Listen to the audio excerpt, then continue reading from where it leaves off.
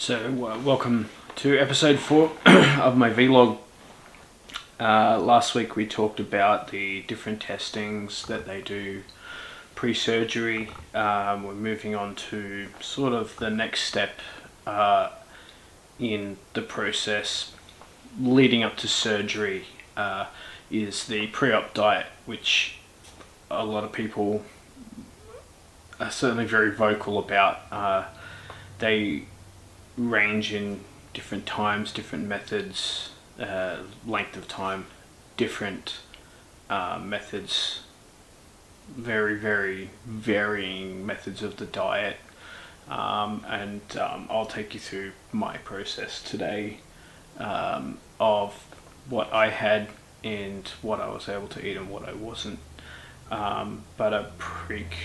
Basically the goal of the pre-op diet is to reduce excess stores of carbohydrates in the liver and reduce its size, and that is so that when they go in and they did 5 probes for me, when they put the probes in and fill you with gas, basically they move everything around so that they can get to your stomach, and if your liver is inflamed, it's very easy to damage that during surgery because it's right next to your stomach. They have to move your liver out of the way while they're doing the surgery.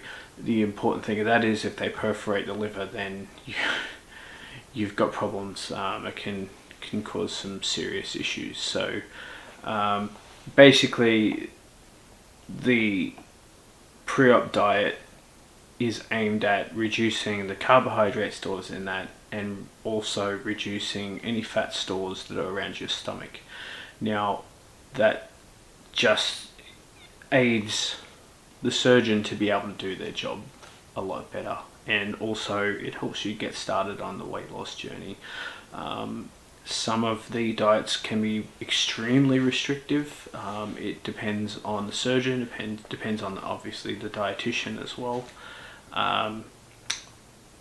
I was fairly lucky. Some people have said that they're only allowed to have 3 to 4 shakes a day and a little bit of a cup of vegetables a day, and some have been able to have, like me, unlimited vegetables. So I'll go through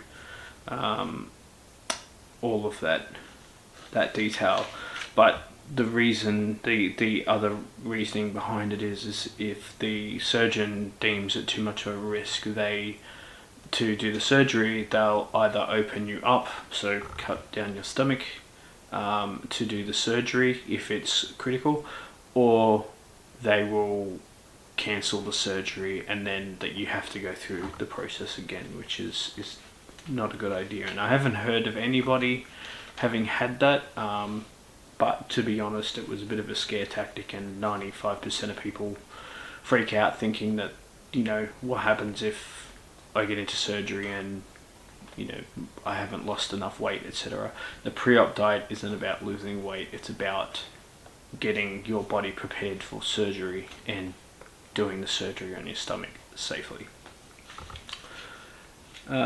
So basically the biggest part of it is that the diet is that you'll be on meal replacements. So basically, instead of having breakfast, a bowl of cereal, or lunch, a sandwich, or dinner, sitting down to a whole plate of food, you'll have a meal replacement, which will either be OptiFast or OptiSlim. There are some others on the market out there, but those are the two that seem to be the most popular.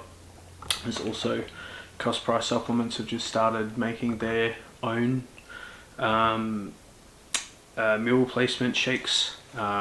So it's not just shakes, there's soups, there's bars, there's also some meal replacement desserts. So if you feel like having a treat, instead of having a meal replacement soup with your dinner, or shake with your dinner, you could have for dessert a meal replacement dessert and some jelly or something like that, diet jelly and stuff like that, but I'll go into a little bit more detail after. Most of the diet is strictly no starch-based vegetables, so no potato, no sweet potato, no corn, no beans, anything that's excess carbohydrates. Basically, the diet is a extremely low carb diet that will it's definitely interesting. Minimal to no oil. You can use a tiny little bit of oil if you're making stir fry vegetables, etc., but otherwise no oil, no nuts of any sorts, because obviously they hold oil and fats. I was allowed 100 grams of lean protein a day, so chicken breast, lean beef mince, beef eye fillet. You can have fish as well. It's obviously on the lower end of the fat scale. Some of the sauces that you can have with it is like your vinegar-based sauces, no sugar-based sauces, but you can have a little bit of tomato sauce and a little bit of barbecue sauce, just not in like a teaspoon of. So it makes it handy. But salad dressings, things like that, you can have. There was, on my diet, there was no milk, no dairy at all, so no cheese, nothing like that. So basically the only milk you could have was a dash of milk in your coffee if you can't stand having black coffee, but I didn't have any milk at all. Back to the desserts, you can have the diet jelly, the no sugar jelly that Aeroplane makes. It's not too bad. The raspberry one's pretty good. You're allowed to have diet soft drinks and cordial, sugar-free drinks. So stevia-based soft drinks and stuff like that. You can have tea, iced coffee. Not iced coffee. Iced tea with no sugar in it, and obviously black coffee. There's a lot more other stuff that you can have, but they're the basics of it. So basically, a basic outline day is breakfast. You would have a meal replacement and some vegetables if you wanted to, or you can have some berries, so strawberries, blueberries, raspberries, all that kind of stuff, or passion fruit. So it was nice to have that as a bit of extra. Then lunch would be a meal replacement with, I'm not sure if it said breakfast had a meal replacement, but breakfast had a meal replacement plus some vegetables if you feel hungry. Lunch was a meal replacement and vegetables. So the vegetables obviously are limited to pretty much anything that's green or green leafy style. Broccoli, cauliflower, you can have you can't have beans, but you can't have peas either. There's asparagus, all of that kind of stuff. So there's plenty of choices of what you can have. And then dinner is meal replacement plus unlimited vegetables and the 100 grams of protein. Now you can switch that 100 grams of protein from dinner to breakfast if you like. If you want to have an egg for breakfast, so you can either have 100 grams of protein or an egg. Then in between meals, you can have strawberries or berries or passion fruit. There's vegetable sticks. You can have jelly, or you can have a low-fat cup of soup. They came in handy. Some dietitians will allow you to have up to 4 meal replacements a day. It just depends on your size and everything. When you first start, I was allowed to have 4. Most of the time I only had 3, but it depended on the day. So a basic list of things, unlimited. So fruit wise, I was unlimited amount of passion fruit, strawberry and berries, or lower carbohydrate fruits. So the vegetable list, which was unlimited for me, asparagus, snow peas, you could have fresh green beans, bok choy, choy sum, broccoli, cauliflower, Brussels sprouts, capsicum, carrot, celery, cucumber, eggplant, lettuce, mushrooms, pumpkin, onion, leek, shallot, garlic, spinach, squash, tomatoes. So they ate a lot of tomatoes, zucchini, and pickled vegetables. The sauces, you can have lemon and lime juice, vinegar, mustard, tomato paste, and tomato based sauces. So the Asian style sauces: soy, oyster, hoisin, sweet soy, Worcestershire and Tabasco sauce. Some chutney and relish as well. You can only have a teaspoon of those at a time. You can have tomato barbecue and HP sauces, but in very small amounts, and your fat-free / oil-free salad dressing. So no oil is a big thing, and fat-free mayonnaise or coleslaw or Caesar dressings, salsa and Vegemite. Drinks wise, you can have vegetable juice, tea and coffee with a dash of milk and sweetener, herbal teas, diet cordials and stuff like that.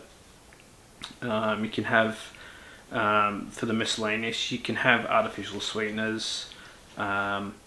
You can have artificial sweetened lollies, diet jelly, flavor essences. You can have diet ice cream toppings to flavor your shakes. That was something I never tried, but a lot of people swear by it. You can have stock cubes and miso soup, fat-free cup of noodles. There's a lot of things on the can list. There's a lot of really everyday stuff that you can't have on the avoid list or the no list. So the biggest thing is to get creative with what you're cooking. Have a look. There's a lot of ideas on Facebook groups and stuff like that, but is get creative with the fresh vegetables and stuff like that, and stir frying and things like that. We made tacos one night with lettuce leaves.